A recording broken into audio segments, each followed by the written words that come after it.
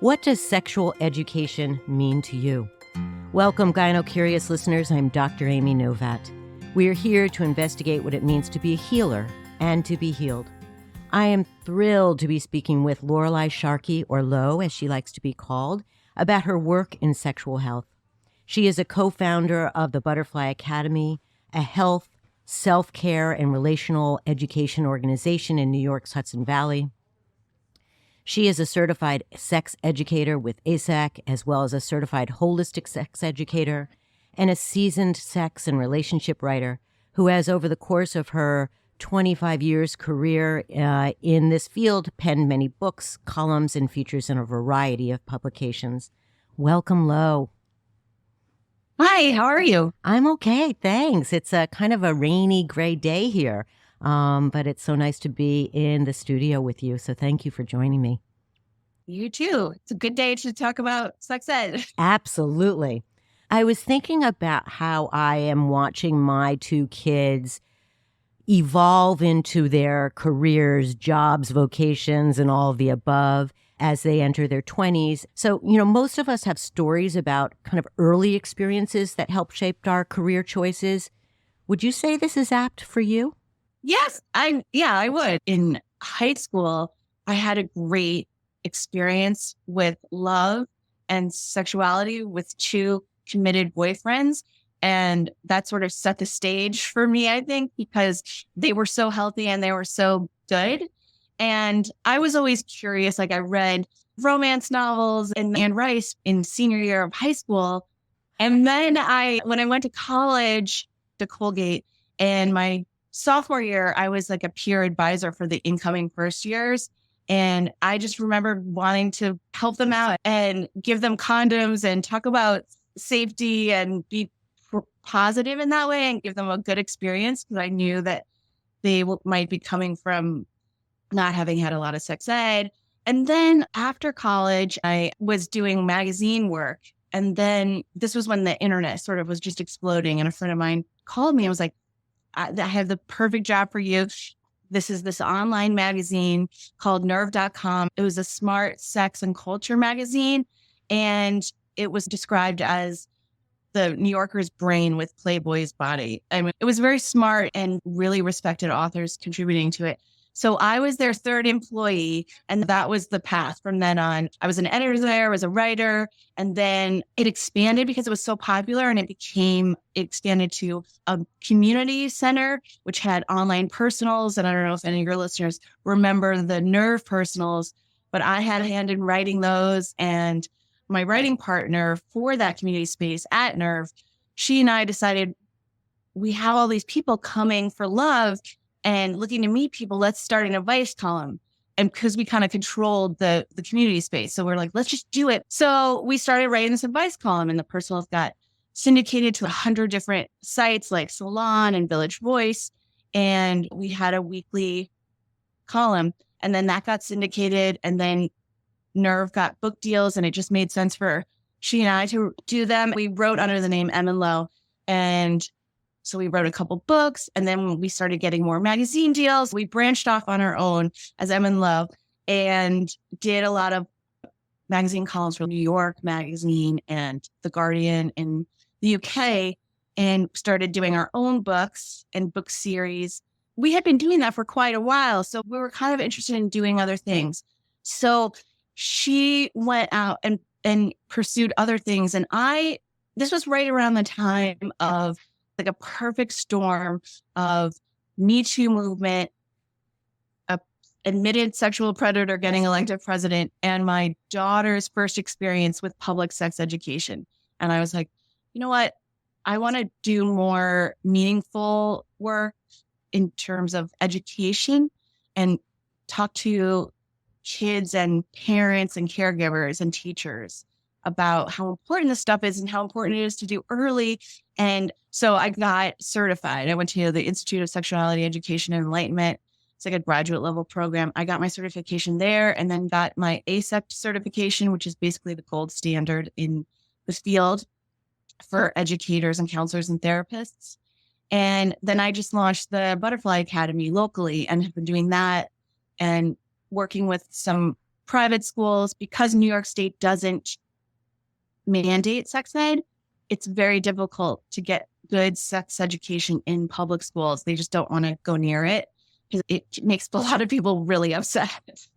So I'm going to interrupt you there because we're going to come back to the Butterfly Academy. We're going to talk all about it. So it just fascinates me how people evolve and form their both private and personal lives. I love that you mentioned love and sexuality even as a teenager.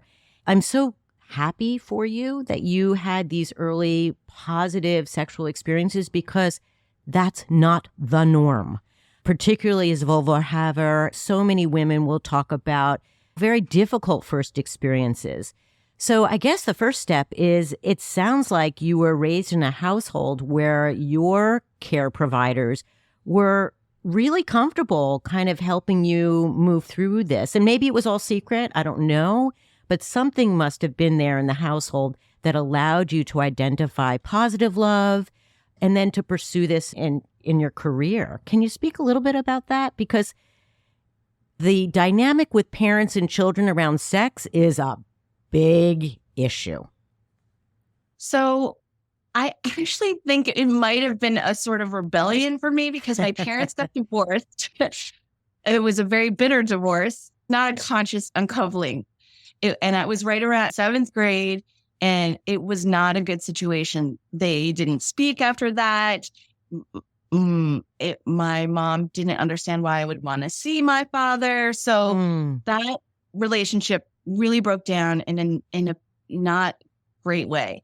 And I think I might have found respite from that in my relationships starting in 10th grade, 10th through 11th and then 11th through 12th. Like I was really in love. I wanted to experience it. I sort of felt like everyone my age had already experienced it. I went to an art camp at Rutgers between 9th and 10th grade. And I felt like I was the only one who hadn't. And I was like, I just need to get this done. But then it worked out that I fell in love and everything was good in that respect. I was very, very lucky. And I also think I was like, I don't want to treat my partners the way my parents treat each other. And I also think because they were sort of on their own paths, I was left to my own devices, which gave me a lot of freedom. So is so wonderful about what you're doing with the Butterfly Academy, which is what I want to talk about next. What is the Butterfly Academy? I actually call it a relational education foundation. I looked around and the word sex can really throw people off. And I take a much more holistic approach anyway. So I was looking for a term that would encompass all sorts of different kinds of relationships, how we relate not only to potential romantic or sexual partners, but also how we relate to our own bodies, how we relate to our minds, how we relate to our communities, our friends, our families. There's a whole social emotional learning aspect to it. I just want it to be more about the whole picture. So that's why I use the term relational education. I just think it's easier for a lot of adults. And I will say, I do think that it's often the adults who have the hangups because of the way of their life experiences, the way they've been taught, what they haven't been taught, what they never learned, how our culture is so erotophobic and just puritanical roots that make things quote unquote inappropriate. And the secrecy around it, it's not polite conversation. So that creates so much shame and embarrassment. And so if you start talking to kids when they're younger, as they do in the Netherlands and the Benelux countries, where they have such better outcomes, health outcomes in terms of sexual health and well-being, you just normalize it from a young age and then continue normalizing it using an appropriate, correct anatomical term, not segregating by binary gender, teaching everybody the same curriculum. What happens so often in sex ed in schools is that it starts with the pathologies, the fear mongering. You're going to get this STI. You're going to get pregnant. So it starts with this totally shame-based, fear-based perspective. Right. It's such a negative experience. Absolutely. For The video that my daughter saw in 5th grade, I watched it, and it was from the deep 90s. It had kid actors in various life scenarios, talking to their older brother, talking to a parent, talking to their uncle. And across the board, all these kids were so miserable and so ashamed and so embarrassed. And they just hated going through puberty. It was a drag. It was awful. Everything was quiet and secret. And we don't have to keep perpetuating this narrative. Periods are cool. It's a bodily superpower. And puberty can be fun. It's an exciting time, and feeling crushes and changes. It can be a positive thing. And it's scary when it's couched in that negative framework. And it's scary when they don't know what's coming. They don't have any idea what to expect. We live in this really confusing time where they're banning books in Florida. They're banning sex education in so many schools. And then we live in the world of the web, where there's so much wonderful exploration into the non-binary, into gender fluidity, into sex. The internet is both a blessing and a curse. Kids, young people will go to the internet to find information, and it's not always accurate. It's not always healthy. It's not always helpful.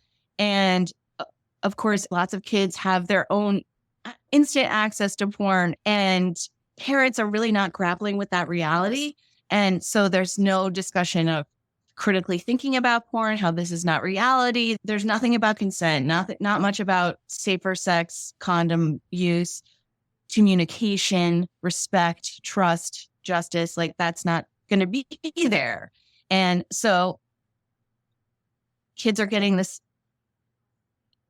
wrong impression about what is quote unquote normal. And then the concept of it can take time to develop a relationship, to develop an understanding of your own body, your own needs, how to communicate. I'm still learning about my body. I'm so grateful for it because it is the best educator. But you have to be open to it, and you have to also hopefully be willing to not just look at porn on the internet, but have communications with your friends, your family, people who can give you all these different perspectives. If you only hear one perspective, it's a very myopic, very limited, sometimes a very dangerous point of view. When a family or a young person decides to come to the Butterfly Academy, what happens? I know you have workshops. How do people come through the door, and then what happens once they're there? So for the extracurricular activities that I offer, I'll give you some examples. I have a 3-hour workshop for 9, 10, 11, 12-year-olds. It's called the Period Party. And that is for people who will get a period but haven't yet, or recently got a period, or just want to learn more about periods. We all sit around a table at a circle, and I give them information. I do PowerPoints, I show videos, we have discussions, we do activities. It's really just about giving them the basics in terms of the information about anatomy and physiology, and then what to expect, physical changes, emotional changes, social changes, and then giving them the tools to deal with those various changes effectively without shame. So talking about products and ways to feel better about the changes, stay healthy. And then I try to really reframe it in a positive. And I give them examples of negative examples compared to positive examples, and how they can be enthusiastic. I'll have a young woman come into the office with her mother, or it's rarely the father. And the minute they walk into the room, there's this feeling of tension. How do you help the two generations find a comfortable way of negotiating that tension? With the extracurricular courses that I offer, like Middle School Survival Club, that's a whole series. And parents and caregivers who sign their kiddos up for those courses, they are already sort of on board. They realize that this is an important work, this is important information that they need and can benefit from, and that it's like going to the doctor. This is important for their health and well-being. Kids don't want to go to the dentist. They don't want to go to the doctor. They rarely do. If you ask them, they'll say, "What? No, ew." But Their parents encouraged them to go. And then I only had one student who was not ready for it, but everybody else was glad they did it. They learned a lot and they end up knowing more than their 7th grade health teacher. Yeah, at least in my day, it was always the basketball coach who was almost always a penis haver and knew nothing. I asked the 7th grade health teacher who was a penis haver coach, I said, do you teach? I was going through the whole list. Do you teach this? Do you teach this? Do you teach this? And I said, do you teach consent? And he said, oh, sure. I teach consent. I tell them if anyone's forcing you to have sex, they're just using you. Oh, he said that to me, to a parent. And he thought that was a good answer. And there was so many things wrong with that on so many levels. And I was just blown away. So the parents' kids are usually resistant to talking to them about it, which is understandable. They don't want to talk to their parents, which is where I come in. And it's also, I think there's such a benefit to group learning where it's open and honest and there's no shame coming from the adult or no discomfort. Everything I teach at different levels is age appropriate. And I think we are just set up as adults in the way we were raised to think they can't handle certain information at a certain age. And I think they're ready and eager to learn. And the more they learn about it and the realities, the likely they are to delay sexual activity until they feel that they're ready and they're mature. And then it's not this big mystery that something that happens to them. No, it's something that they choose to engage in consensually. Yeah, I just want to tag on that for so long, there was this thinking, the mythology was if you teach kids about sex, they're going to have it. Right. Lo and behold, that's not true. In fact, quite the converse.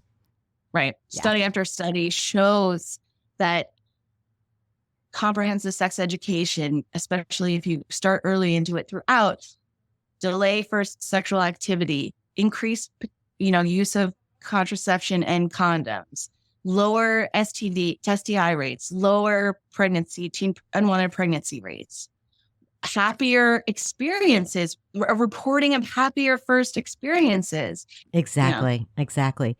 I want to remind the audience that I am speaking to Lorelei Sharkey today about sexual health and education and her wonderful Butterfly Academy. You've mentioned several times that New York State doesn't mandate sexual education. Can you educate me and the listeners of what's going on across the country right now around this issue? Obviously, in the more conservative states where they've rolled back reproductive rights and made it illegal and dangerous for women, those states are definitely not teaching comprehensive sex ed. They're not supporting LGBTQ kids. Then there are states that do mandate comprehensive sex ed. Those are the best states where you actually have sexual health teachers in the schools, and that gives me hope. But you would think a state like New York would be a little bit more progressive and be more on top of the ball. And people have put forth legislation for it. It's always on the books, but it never seems to get passed because there's lots of pockets of red counties and red towns who are very vocal about wanting to keep the education in their own home. The problem with that is those are the kids that need it the most, especially kids who have been sexually assaulted or are LGBTQ plus or have questions, about growing up and have been shamed into silence. So in New York State, the only thing that's mandated is HIV education, but it does not have to be secular. It doesn't have to be medically accurate. Public schools are kind of in a bind. Although recently, the New York State Department of Education sent out to schools a report done by the University of Albany about guidelines for including trans and non-gender kids in their curriculum and how to create an inclusive school environment for them. It was a long, really comprehensive document. It was really interesting. And they recommend that schools adopt the new national sex ed standards. But it's not a mandate. It's a suggested guideline. And right up front, it says, we are not endorsing this. You can adopt this if you'd like, based on your community and your community's needs. And we know everybody's different. Without a mandate, I think a lot of superintendents' hands are tied to people get really, really upset when you start talking about bodies as if it's not the most natural thing in the world, as if puberty doesn't happen to basically everyone, and that it's normal to have sexual feelings. It's normal to masturbate. It's normal to be curious. It amazes me that we're still having this conversation, right? That we still need to remind everyone out there that all of these experiences, all these urges, all these desires are absolutely universal. It's an opportunity to teach them respect and communication skills and how to develop trust and how to treat people decently, right? To not make assumptions, to not think that you're entitled to certain things, to how to establish healthy boundaries. All of these things are good things, and they aren't just tools for your sexual life. They're tools for all of life. Absolutely. My prep for today's talk was, when did sex ed start in this country? And the data I came up with was in 1919. Then in the 1920s, sex education was introduced in high school. And in the 30s, the U.S. Office of Education first publishes sex education materials and trains teachers. I do think throughout history, it's a few steps forward and then a couple steps back, or a lot of steps back. Indeed. And it's push and pull between, I do think there's a religious component to it oftentimes that is very controlling and wants to keep people in certain relationships and control their ability to have children, or keep that ability out of the hands of the people who have the bodies. The fact that we're just the 21st century and some states have basically outlawed access to reproductive health care and abortion just blows my mind. How are we here? It doesn't make any sense to me. We're going so backwards.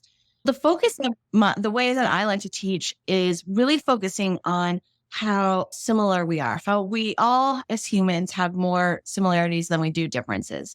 And that no matter what kind of body you have. But really, when you break it down and you look at it, bodies go through very similar experiences. Some bodies have penises and other bodies have clitorises. And those two bodily organs are very similar. They start from the same cells in a fetus. They serve similar functions. They are made of the same material. And they have similar reactions. They fill with blood. They get erect. They've experienced great pleasure. One is just external. The other is mostly internal. And if you think about body sizes, they're kind of relatively the same size, but relative to body size. That to me goes in not excluding LGBTQ plus kids, but also kind of rejecting gender stereotypes, really getting rid of this sort of us versus them mentality when it comes to boys and girls, and helping them understand this is a shared experience. Your bodies go through many, many of the same things. Acne, body hair growth spurts, feelings of attraction, crushes, social changes. Your feet get bigger. My kids were taught all the right anatomical terms. And I like to tell the story of when my son came back from school and he was like 5. And he said he mentioned the word penis. And there was an uproar in his classroom. So has your daughter had any experience or challenges being your daughter in all that you talk about and speak about? There's probably been a great deal of embarrassment, but she hasn't really vocalized it. I have a son too, and I've made them both take the full middle school survival club experience. I think they were mortified originally, but then they realized this is actually really good information. They definitely know more than their peers. We're coming to a close. So I'd like to ask, are there some pithy words of wisdom that you would share with our listeners who might be young, but who are more likely parents, about how to help their kids and even themselves continue to learn about the health of their bodies and the pleasure and challenges of being in our bodies? For parents and care providers, it's natural for us to want to protect our kids and not want them to be hurt, not want them to be risky with their bodies or their hearts. It can be unnerving. It's understandable that we kind of want to keep them locked in. We don't want to give them too much information because we don't want them to use it inappropriately or it's too loaded and uncomfortable. That's why something like extracurricular sex ed and the Butterfly Academy, your kids are probably not going to become professional soccer players, but they probably will become sexually active at some point and probably sooner than you as a parent would like or hope or think. So I would just encourage parents to be more proactive. And New York State is failing our kids, which they are in terms of this education.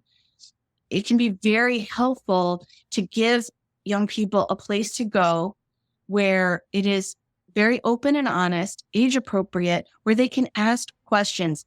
And I always have an anonymous question hat so it doesn't have to be in front of people. They can send to me questions online. They can get good answers without shame. They can do it in a group setting with all genders so that they realize we're all sort of in this together. We're all human beings who experience many of the same things with a real focus on respect and communication and agency.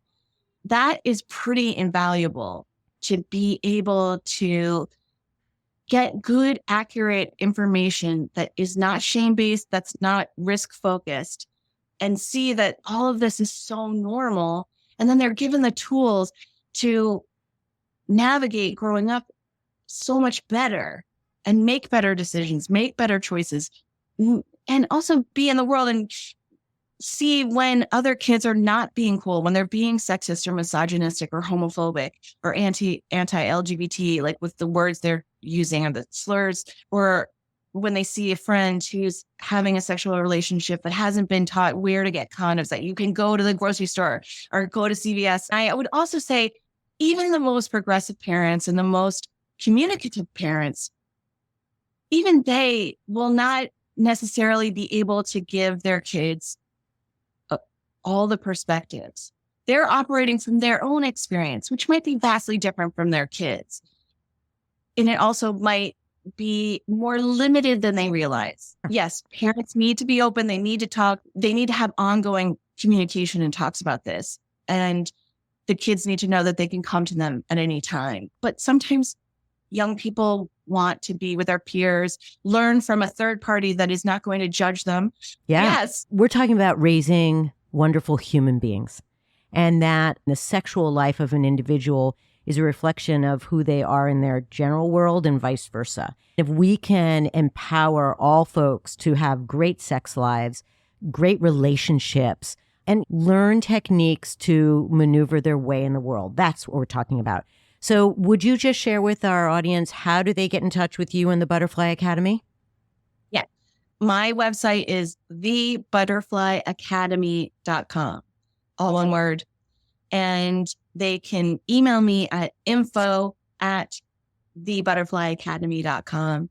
There's a contact form on my website. We will also have resources here on the radio website. Lo, I can't thank you enough for joining me today. Spread the word about GynoCurious.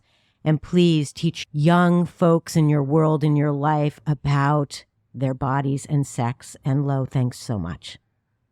Thank you. It's been a great pleasure. Thank you also to my listeners for joining me as we venture into the limitless conversations about our bodies and the world of OBGYN. I would love to hear from you. Please email your questions and comments to comments@radiofreerhinecliffe.org or call us at 845-307-7446. Also, thank you to my producers, Jen Hammoud and Maddie Rosenberg. Until our next conversation, stay healthy and stand strong in your knowledge and your insights.